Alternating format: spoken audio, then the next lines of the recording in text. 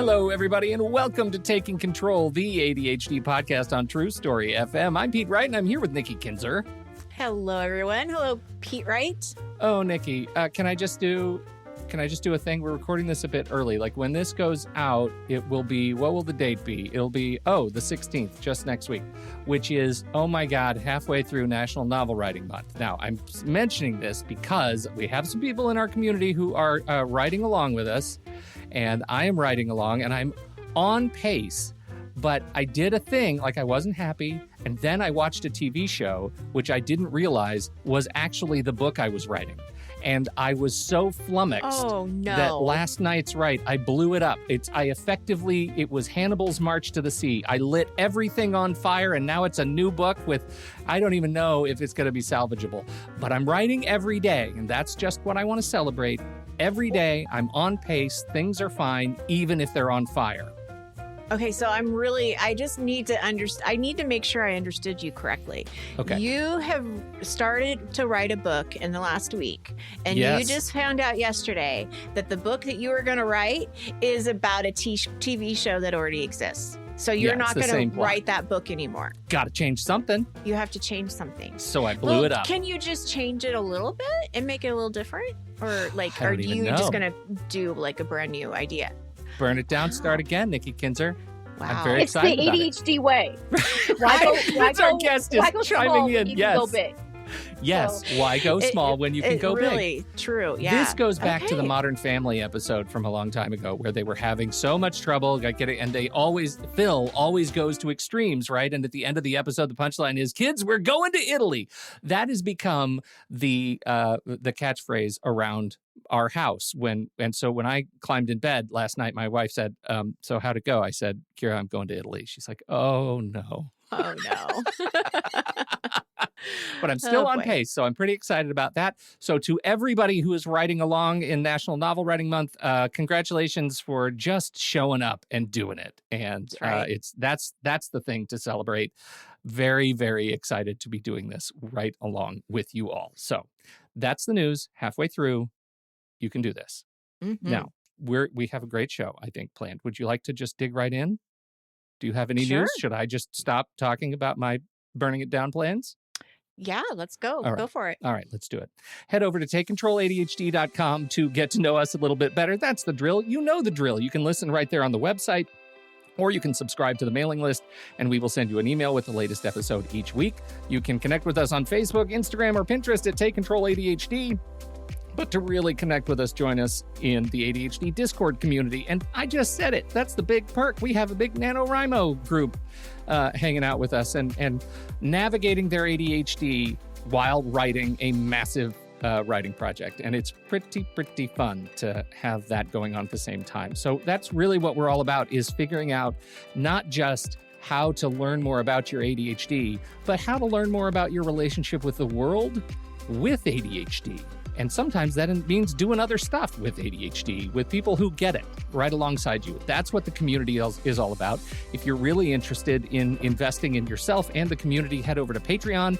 That's patreon.com/the ADHD podcast. For just a few bucks a month, you'll support the ongoing development of this show and all the stuff we do.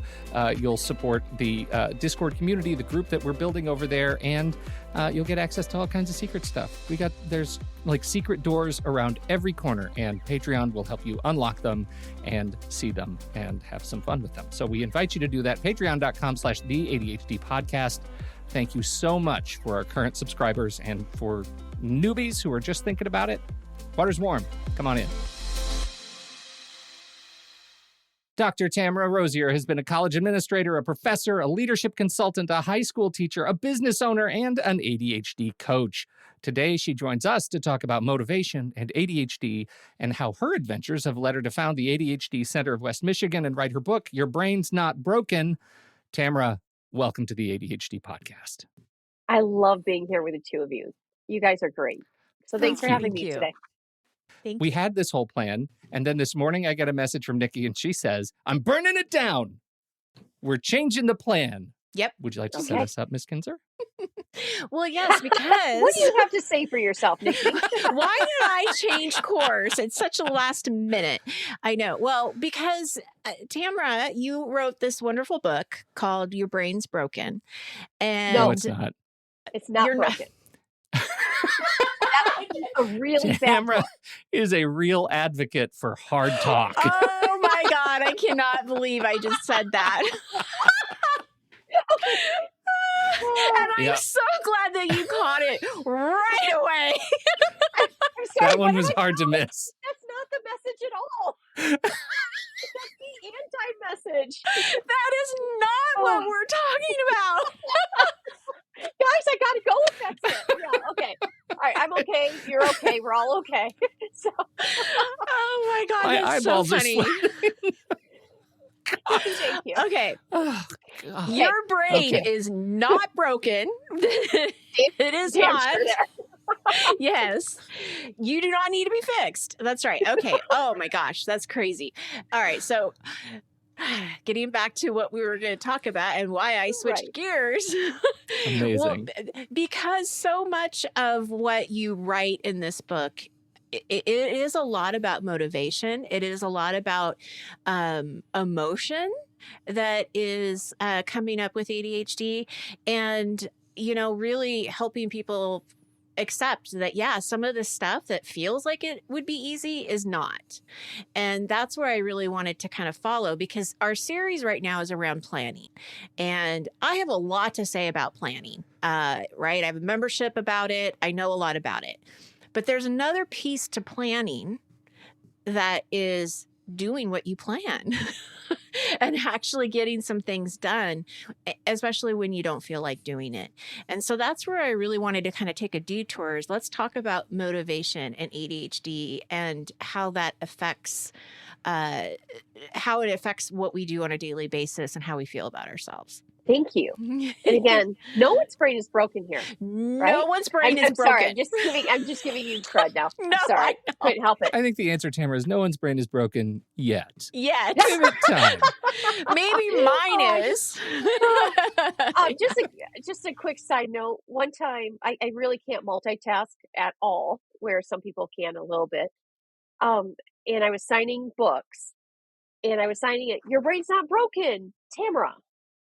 Well, one of my former students came up to me and said, "Can I sign your book?" And I was so excited to see him. I'm talking, and I signed, "Your brain's broken!" Exclamation point. And then all of a sudden I realized what I did, and I had to call him back and go, dude, just hand me your book quick. And I put a little caret and put not.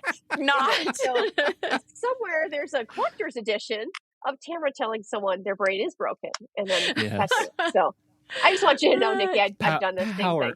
Thank you. Power motivational hitter, that Tamara Rosier. Power motivational I actually did, though, in all seriousness, the title, Your Brain's Not Broken, is so important to me because I wrote this whole book because I work with very smart, talented people who are just walking around aching because they can't figure out how to do things. And that's why it's titled that. And so the book is kind of like it's a love letter to all those clients I'll never meet, going, you're okay. And I know it feels hard for you, but you're still okay. And yeah, the easy things are really hard for you. And look at you. Something I often say, and I know you guys are, you have a very smart audience, but something I always say is like the easy things are very difficult for you, and vice versa. There is no evidence that a person with ADHD should succeed. And look around you. We're everywhere, and we're succeeding. Yeah. We need to say that one more time, because I'm laughing to hide the tears. There is no evidence. I'll get lighter. I promise that we won't be as depressing, but I want people to really understand how hard this is. So there is really no research explaining our success in the modern world. Yeah, we're divergent thinkers, and we're really good divergent thinkers. but that can just leave us lost in a maze if we Yeah. don't learn how to manage it. Well, and this gets to what I think is a real challenge, and I think for one of the things I think we see in the community is that part of the reason that ADHD planning and motivating is so frustrating is that when you say the easy things are hard and the hard things are easy, they're different hard and easy things for everybody. Like, I happen to be great at planning and crappy at executing on time and on schedule, but other people don't have plans at all and get a lot of stuff done, but frustrate everyone around them because, they're seat of their pantsing.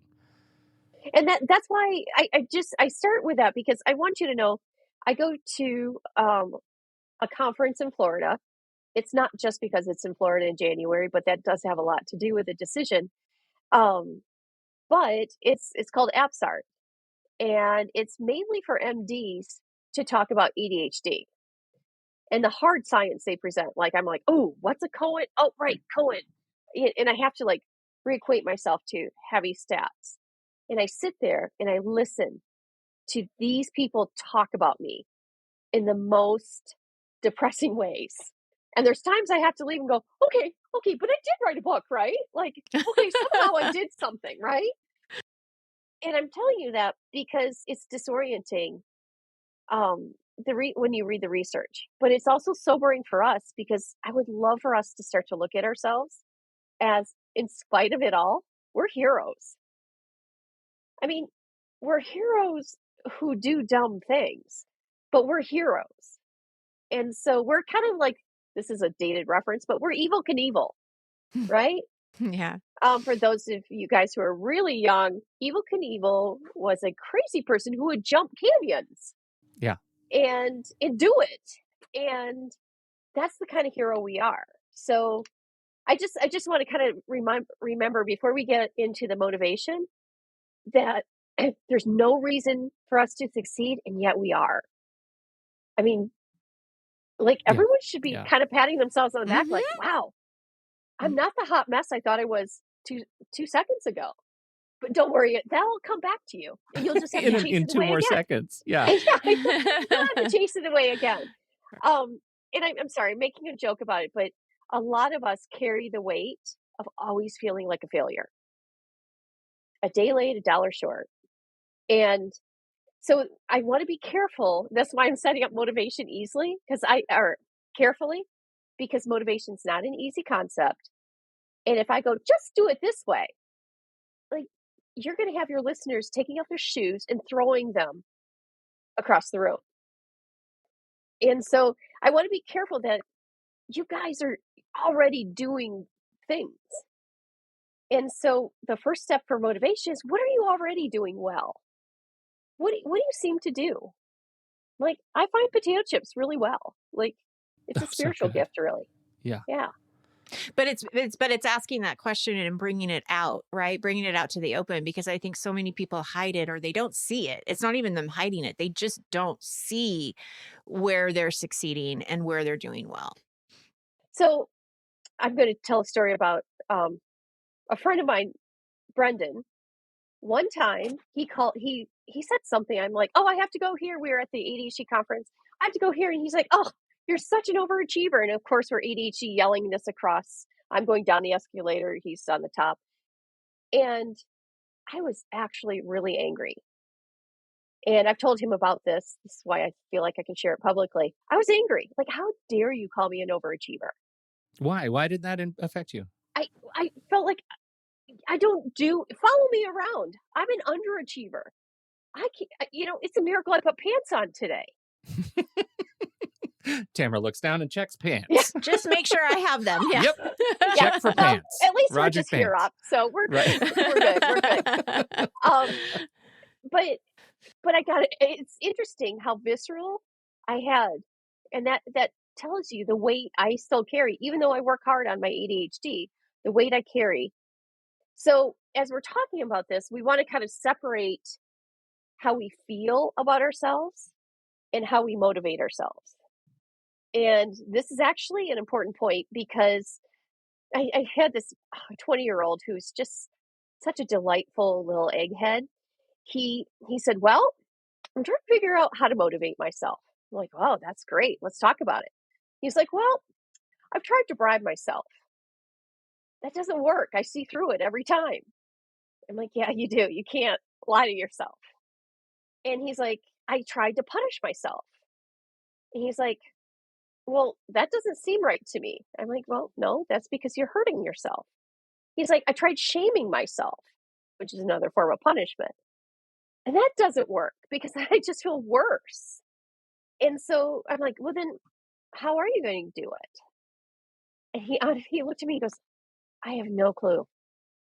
And that's where most of my clients are. They're like, I've tried the bad things and I have no clue. Yeah, right.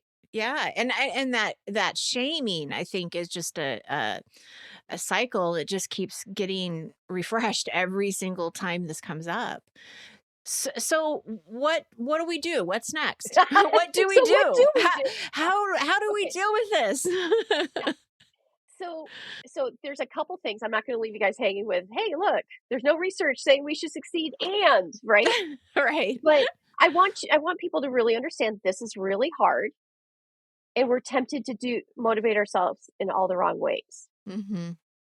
And by the way, I have a PhD because between self-loathing and being angry with a professor, that's how I finished my program. Okay? I wouldn't recommend it. I developed eye twitches.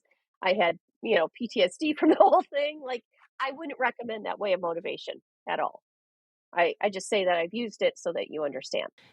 So you mentioned taking emotion out of motivation. Let's start. Well, we can't. Yeah, I was just going to say, that seems like the hardest thing in the world. No, right. We can't. So we have to just name it.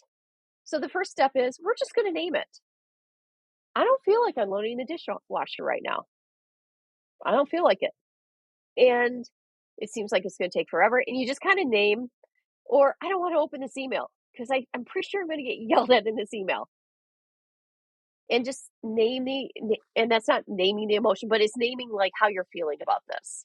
Well, right? Saying it out loud. I think that gets to like the misnomer of removing emotion from the conversation. That really that's not the objective. The objective is to be able to talk about the experience and the emotion of the experience as two separate conversations, or at least recognizing that they're two bits in the same conversation, not ignoring one and just swallowing it for the sake of the other. Yeah, that's exactly it. Thank you. That's exactly what I was trying to say. So thank you. I appreciate that. I'm just a mirror for your greatness, Tamara. So what we want to do is it's kind of this is harder to motivate yourself this way. Oh, by the way, in a previous life, because you read my bio and I'm like, yeah, I have an ADHD bio, don't I? In a previous life, I was a professor and I taught a whole grad course on motivation. Oh, wow. So I'm not going to go into that whole grad course. Don't worry. But I'm going to tell you the punchline. And the punchline is humans motivate themselves best when they can think in a self-actualized way. This means you're not hungry, you're not feeling a strong emotion, you're not too tired. So don't try to motivate yourself if you're hungry, angry, or tired. Just don't. Feed yourself, go to sleep, and just understand I'm lacking motivation because I don't have anything to muster from. Motivation takes energy, and we have to respect it takes energy. It takes energy for all humans. And remember, we're different from dogs, and dogs are motivated. Well, children aren't, but adults.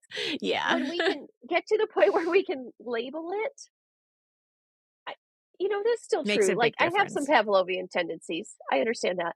But we do, if we kind of honor that in ourselves, like, okay, this is hard. So the next step is I'm accepting the dissonance I feel. And what that means is I don't want to do this. I accept it. The other part of it is I'm willing to do hard things.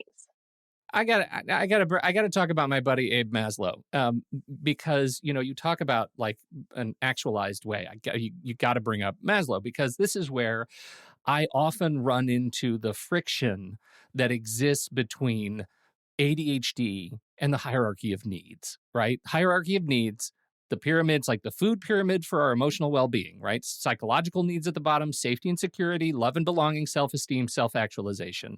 And then there's another one that he added later that's about transcendence, and that's all fine.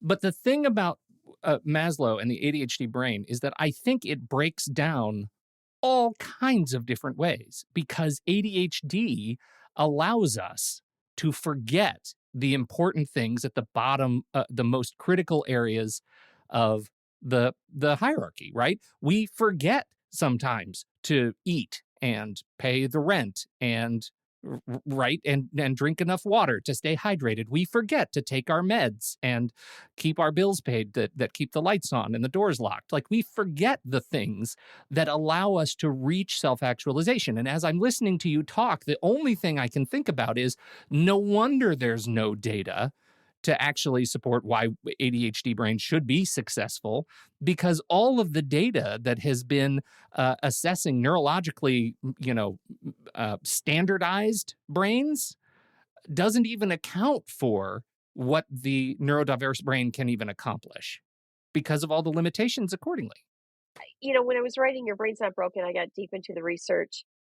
ADHD brains don't predict the future well outside of the pyramid. We literally don't do that. And that is so disabling in the modern world because the modern world's kind of set up on patterns. Like, see this pattern behave, see this pattern behave. And each time we're like, oh, that happened? Mm-hmm. Okay. And Oh, I've right. watched neurotypicals pick up on patterns, dumb patterns, easier. And so it's fascinating that, and I know I'm hitting that, hey, we're at a great deficiency here. I'm not trying to depress people. I just want people to know, like, this is hard, guys. Yeah. And let's not joke around that you're going to make it easy all of a sudden. So stop being mean to yourself about this. This is hard. Well, and I think that when you're talking about identifying what's going on, I relate to that, especially with anxiety. Even this morning, I was feeling anxious and I was like, I had to identify like, why am I feeling anxious? What is it? Why am I getting this, feeling in my stomach? And had to kind of talk it through a little bit, did a little meditation to kind of help me release whatever that anxiety was. And I think there is a lot of power in identifying how you feel and saying it out loud. And sometimes just being okay with, I'm not doing the dishes tonight. Right. Well, okay. And back to Pete's point, though, is kind of checking in with yourself going, and it's how you guys have going to Italy as your joke? Yes, we have right. Maslow's hierarchy as a joke. My husband will start talking to me. I'm like, I'm too low on the Maslow's hierarchy. Yeah, I'm Please very ask me level later. oneing right now. Right? Yeah. I'm just working through water, sleep, eating. And I don't know which one to do because I'm so thirsty, so tired, and so hungry. And so you don't want to talk to me right now about this. And it's not even a bad thing. It's just like, I can't even think straight. But if we're understanding, like, this is real for our emotions, this is real. And you guys have family members. You know what happens when they get hangry? Well, the ADHD brain, when they get hangry, they just shut down. So, so Pete, to your point, I think that's a great point you made. That's, we've got to keep looking at Abe's little triangle. Yeah, but partially because I feel like, we've talked about the, halt, right?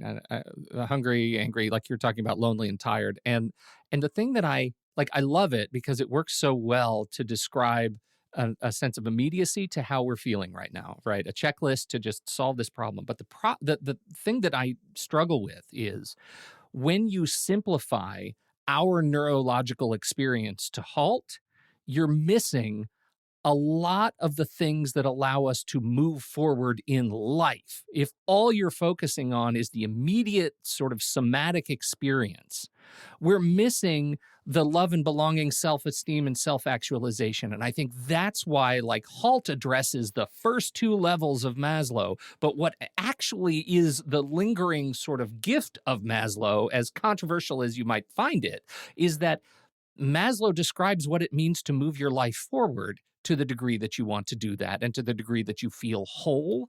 And I think as ADHD, we don't spend a lot of time because we're so used to living in right now. What am I feeling? What am I doing right now? And I think that's a challenge, especially when we talk about motivation. I love that you bring this up because you're making me feel really good about my book and the next book.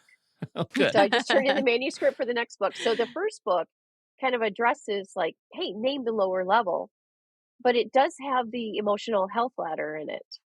And it says, where are you on this ladder? And it's trying to get people out of Maslow's hierarchy, not out of the lower levels. Out of the lower levels, sure. Yeah. And so then in this new book, what I'm trying to do is go, hey, let's really do some ego development here. Okay. And let's take that ego development and now look at it in our family relationships. And so how do we grow as humans and then affect our family as we're becoming better humans? So yeah. I actually, you just made me feel really darn good. So thank Good. you. Well, I appreciate hey, that. once again, Because, president of the fan club. I want to you drop ego, and we got to sort of trigger on that because I feel like so much of our inability to motivate and move forward is because at some level we are egoically deficient. Talk about that a little bit. Well, you said that out loud. I don't usually say that out loud. So the truth is, those of us with ADHD, we look very egocentric. And it's because we're just trying to survive. Yeah. And we're at the lower level of Maslow's hierarchy. And we're just trying to survive. And if someone comes in, we're like, what? What do you want? And they're like, wow, gosh, you're rude. We're like, no, I'm not rude. I'm just trying to do this. Right? I live in a sphere of rejection and doubt and fear. Like, this is all I've got. Yes. Yeah. And we're trying to hold this thought because we know if we don't grip this thing, it's going to float away and we'll never see it again. Right. And so we look like we're very egocentric.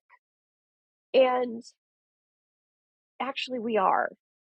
And we have to, I work with a lot of clients, and I'm sure you guys do too, who all they're thinking about is their experience. And when I say, well, how do you think your wife experiences that?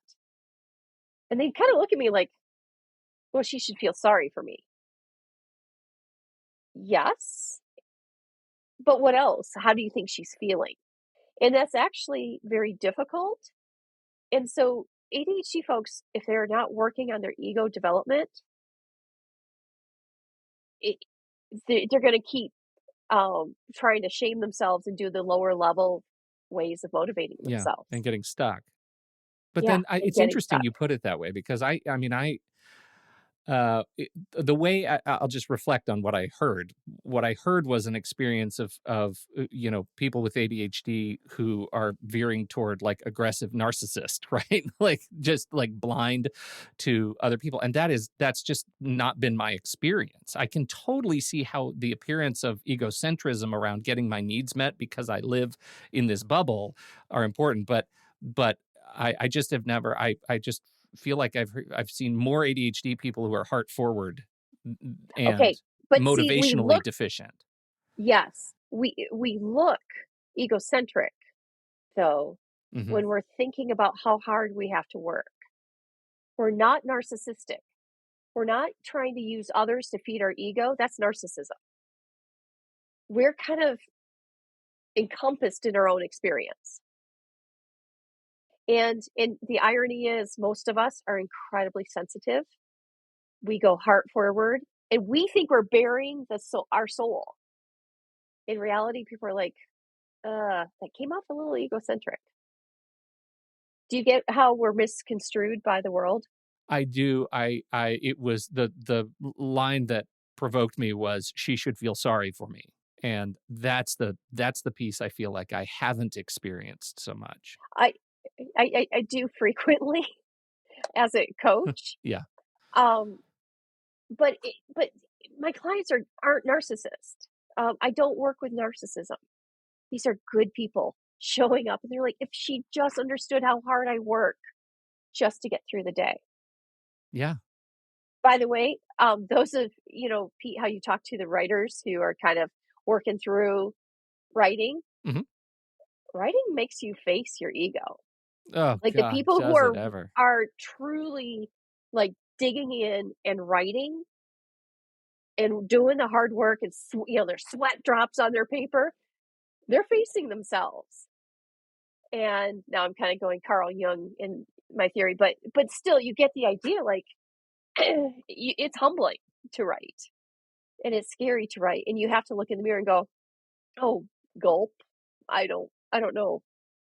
And that's actually a great exercise. So it writing is a great thing when you have ADHD and horrendous at the same time. It's a curse and a blessing. So what we've done, just to kind of, for your audience, is we've named it. We kind of named I've had a lowest level of Maslow's hierarchy. I'm hungry and angry. I don't put lonely in there for a different reason, but because I'm just talking about the lowest level, and tired of the physiological level. I won't go into all the reasons why I don't put lonely in here. Lonely shows someplace else. But then we have to kind of acknowledge the dissonance. I don't want to do this. And then step into, but I'm willing to do hard things. And you're changing, Nikki, you said your mindset. Your right? growth it's the growth mindset, right? Like I can it's do Carol hard Dweck things. stuff. Yeah. Yep. Mm-hmm. And so you're like, but I'm willing to do it. And that right there is a key. And so then all of a sudden our brains become method actors going, but why? What's my motivation for doing it? And this is where I'm going to tell you 2 tricks I have, and they're not going to work for everyone. Okay, so the first one is tying it to a value. Like, I don't want to do this, but I want to be the kind of person who would do this. I was working with someone who constantly, Nikki, you brought up the kitchen area. Her house was a mess. I'm like, why is this bugging you so much? A lot of people have messy houses. She's like, I want to be a person who's cleanly. It has cleanliness. She valued cleanliness. I'm like, then how do we match up your actions with your value? Because that's really what motivation is when our actions and values don't match. By the way, I have no motivation to return an email fast, because like yesterday, and I apologize to you guys, you asked me like, hey, please confirm. And I missed it because I was with clients all day and I just was scanning and I missed the scan. And so whereas my husband, he meticulously goes through. He has a high conscientiousness. That's a value around email. It's not my value. And I'm not saying that's the right thing. It's just not a high value. It's just a thing. Yeah. Right.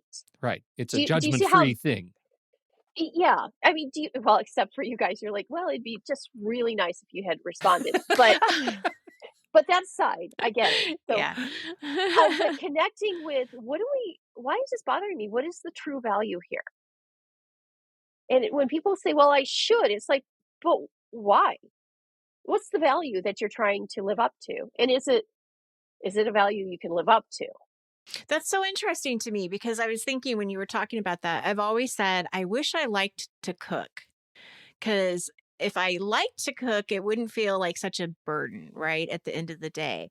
But there is something there that is of a value. Like, I really do think it would be great if I liked to cook, like for a lot of different reasons, right? So it's just what resonates is like, there is something in there. There's something there for me to investigate of, where do I go from I would like to maybe actually, getting closer to actually liking it. Yeah. Well, okay. So, as a coach, I would want to be curious about this. And I would go, it sounds like there's a belief hidden in there. So I should like to cook. Oh, yeah. Oh, yeah. And Oh, gosh. Tamara, you're good. now you're about Oh, okay. I'm all so right. relieved that happened to you and not me. I was just thinking, how can I hide from Tamara? How can I hide from Tamara? I know. I didn't hide. I And now know. I'm way out in the open. Chin I know forward. exactly what the belief is now that you brought it up. I believe that I should be able to, love doing this for my family. I want my kids to think that I cooked for them. And instead, they're going to remember that we had a lot of takeout and a lot of DoorDash. But yeah, you hit that one right on the head. Okay, but then you tied that belief to a value and judged it. Bingo. Sorry, Nikki.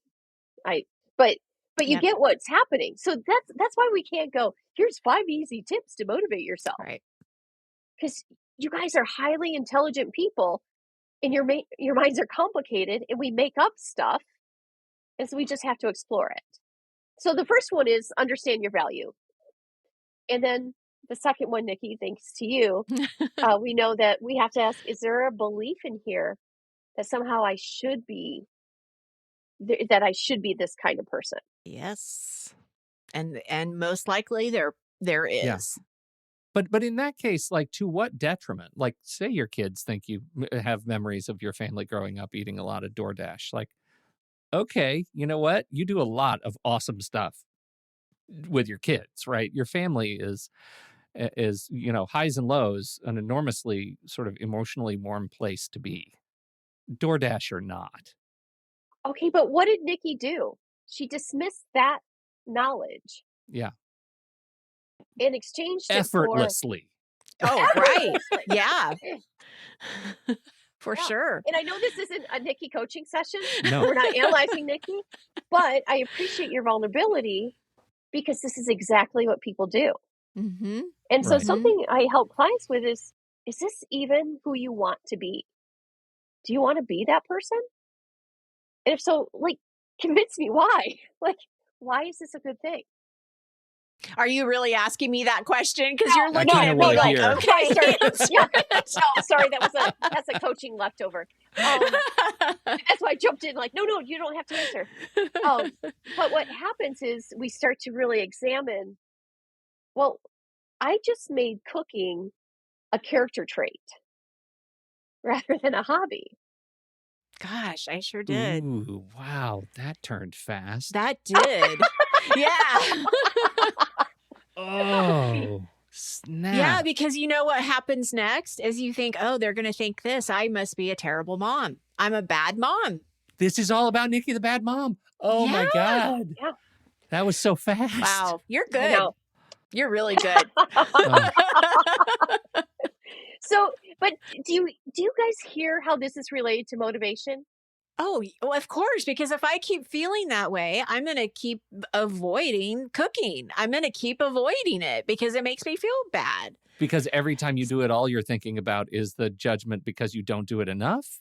Are we or because you don't love it? Probably both. I mean, I think because I have there's a piece to, wanting to do it for my family, but there's also this value piece of I see myself like when you talk about like yourself, like who do you want to be? And I think, oh, wouldn't it be lovely to turn on some music and have I do not drink wine, but a cocktail. Yeah, you go straight to the know, hard stuff. We get it. Yeah. And, cutting up like those carrots like a chef, and just having it be this like beautiful, experience of like some kind of meditation, So there's this Yes. part of me that just thinks this would be a really just nice thing to do that isn't involving social media, work, TV, all of those things that I feel like suck my energy. Not work. Work doesn't suck my energy, but social media and games, and TV. Like I'm talking about when I leave work, what do I do during that time before I go to bed? And I think that, it feels like that cooking experience would be just a really lovely thing to do after work. You made up a whole story. I did. Out of some Eat, Pray, Love kind of movie. That's true. There were like villagers and subplots. Yeah. Right. You are not even playing yourself.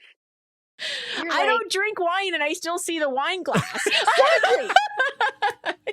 And you're wondering why we can't motivate you to cook. Do you see? Like, we're not even talking about you. We're talking really about not. some fantasy, Nikki. Like, It's so true. Right. Yeah. Yeah. so at this point, I would ask my client, what do we want to do with cooking? Is it worth it for you? Or maybe is it worth all the energy it's going to take for cooking? I don't know the answer. I'm just, and you don't have to answer because again, this is not coaching, and I'm sorry. Well, but I'll tell you what I'm doing right now, where this is all at right now, is my husband's doing all the cooking. Because I have other things I'm working on that are taking some time. And so by the end of the day, I really honestly don't have the energy to do much. And so I've kind of delegated it off to him. Okay, so Nikki, I'm sorry. You volunteered this, so now I can't help this, I okay? know. I know. This train's out of control now. It is. So I'm just going to say this. What are you telling yourself about him cooking? Because I heard, yeah, so I'm not really doing a great job because I delegated it to another adult who is fully capable, but somehow I'm still failing. Sorry, is that too much? No, it's so true. You never want me back? Okay. No, this is great. Yeah. No, but it is so true. You're right. Like, I don't look at it as being this positive thing that I did. I look at it as like, it's this desperate thing that I did, because otherwise I just know I know what would happen. And yeah. So, I mean, and again, I have to flip the script. Nikki, I'll get off your case. One last little comment. Yeah. She missed the fact.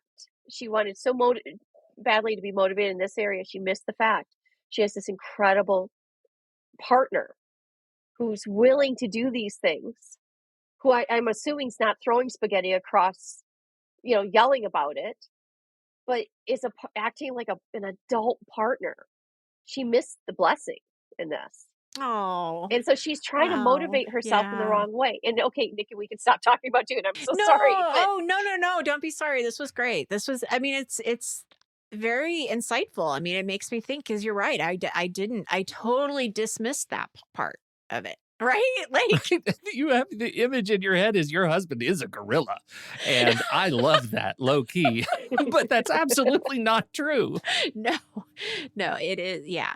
No, this is good. Wow. Well, I hope that this helps people look at their own thing too, right? Like, this was not expected. This was not planned. Well, here's the thing. I'm afraid your listeners are still going, cool story about Nikki. How do I motivate to do the thing I actually have to do? Yeah. That's true. And that's right.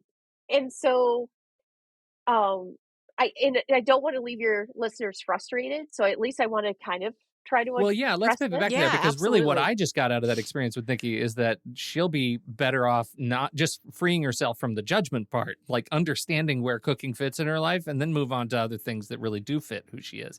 And that, like, I'll just pivot. So one of the old favorites in my life with therapy is just, my relationship with health and fitness, and that I have a duty to this machine that is my body to be a healthy and fit person. And I damage that all the time. Again, what I'm hearing is the holy cow, the character trait judgment, right, is alive and well inside of me. But I feel like that's an example of needing the rewiring part to motivate to do this thing that I am consistently judging myself against. Mm-hmm.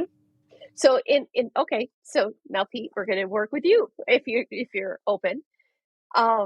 So first we're going to name the emotion around it. What's the emotion? Do I have to pick one? No, it's a lot. It's like a goat rodeo of it's emotions. Complicated. Yeah, it's just complicated, and fear and anxiety and depression, laziness, like shame. Yeah, I live with somebody who's very fit. My kids are both very fit and active, and I'm the one who, I know. Come on, I watch the Olympics. I don't need to run in them. Right. So, I don't even watch them. I the whole too much. Yeah. I have a sportsy kid too who does everything sports. very fit. Yeah. And Disgusting. I'm like, whoa, who gave birth to that? Right. So if I asked you, are you okay? Like, there's some dissonance. Are you willing to kind of cross that threshold to go, this is going to be uncomfortable, but I'm willing to think about it? Yeah, totally. It's always uncomfortable, Yeah. and I'm always thinking about it. Yeah. So why would you exercise? I know that sounds very basic, but for real. No. I think this. I think it's really important because I do have the ideal in my mind that I live a long and healthy life, and I have health stuff in my family. So there is a looming shadow of, the stuff that I think long and healthy life can fix. Okay, I've had the same kind of thing happen to me. It's like, oh, this health is not given to me. I have to earn it.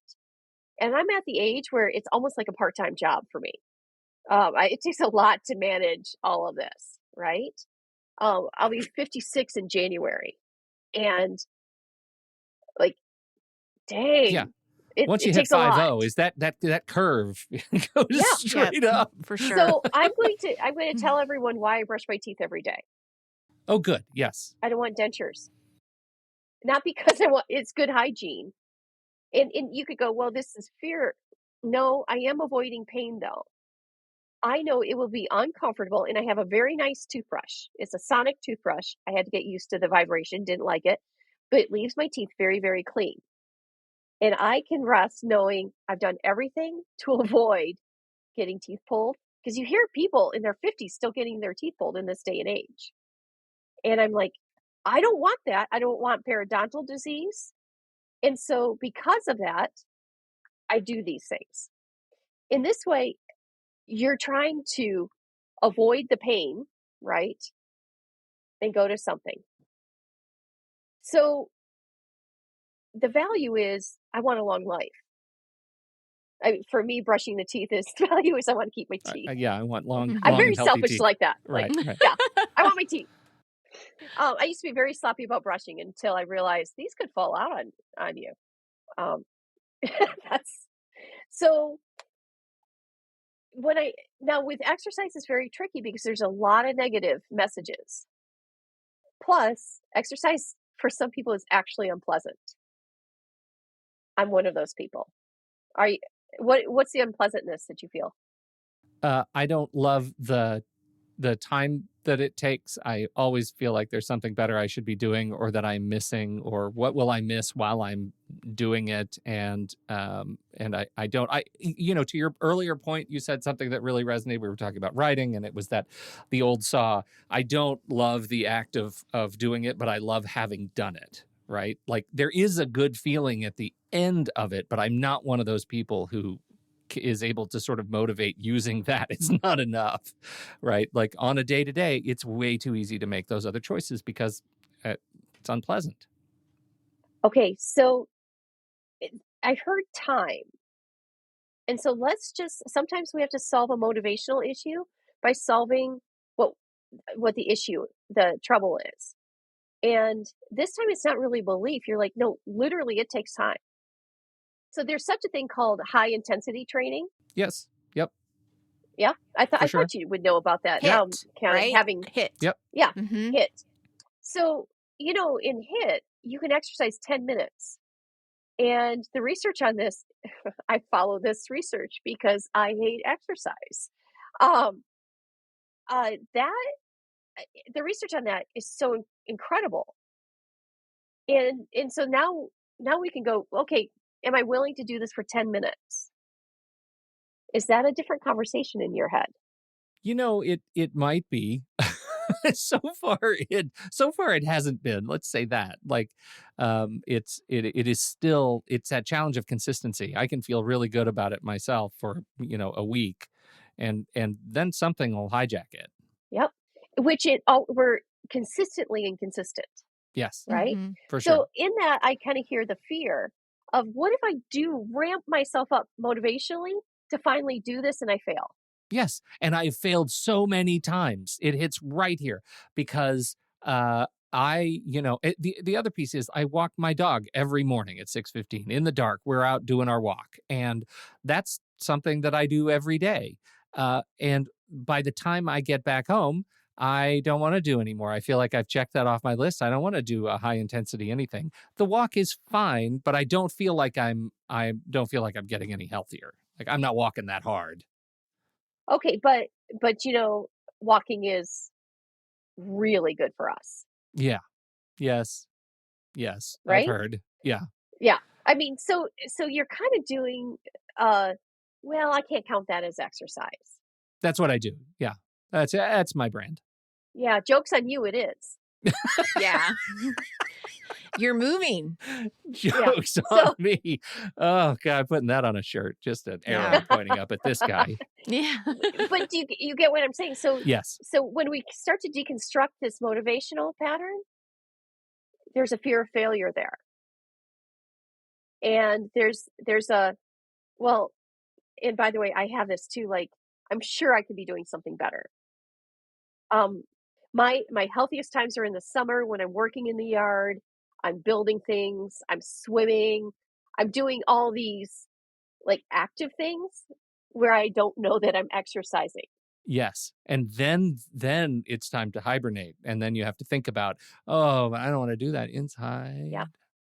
Right. And so it's funny, I do isometric things because again, isometric, old exercise, research is solid with it. And guess what? I can do isometric holds while watching TV. True. And that's what I do. Distraction. Yeah. And so I'll and it's kind of funny because I don't want to do it, but I'm like, my brain's like, well, come on, you can rewatch this. I don't know what that means. What does that mean? Isometric is when you hold your muscles in a constricted way. So like a plank. Okay. Is, Yes. Okay. I think that's isometric. Sitting against the wall, holding. If you kind of hold a weight, it's anytime your muscles are strained and you're holding it, that's isometric. So a lot of yoga is that kind of? Not exactly. No? Okay. No, because it's usually something with weight. Yoga is about stretching. Now, if there's an exercise science major out there, they may go, Tara was completely wrong. I'm not an exercise major. That's not one of the things that you did in your past life. That's not one of the things. No. So, yeah. What I'm saying is, it's kind of I shouldn't say this, but I'm going to say it anyway. It's a lazy form of exercise for me. Right. Yeah. But it's still movement, right? It's still like, yeah. Well, when you reach a certain age, you have to keep muscle. And how do you build muscle? Isometric is a way to build muscle. Lifting weights is a way to build muscle. And so the isometric holds are kind of a way it's a workaround for me. Yeah, I see. Now, Pete, I'm not trying to tell you have to do my workarounds. No, I like your workarounds. They're great. I'm more TV plus a little exercise. I'll try that. Yeah, well, here's the thing. And plus, why don't we set it up as not a pass-fail for you? A lot of motivational issues come because Pete and Nikki both did this. They set up a pass-fail for themselves. Instead of having a growth mindset going, you know what? I showed up today, and I think that's good enough for today. Pete's already going, yeah, but I failed tomorrow. No, but you know and what? I'm a terrible mom. The real lesson, the real lesson to me is the character. I went big.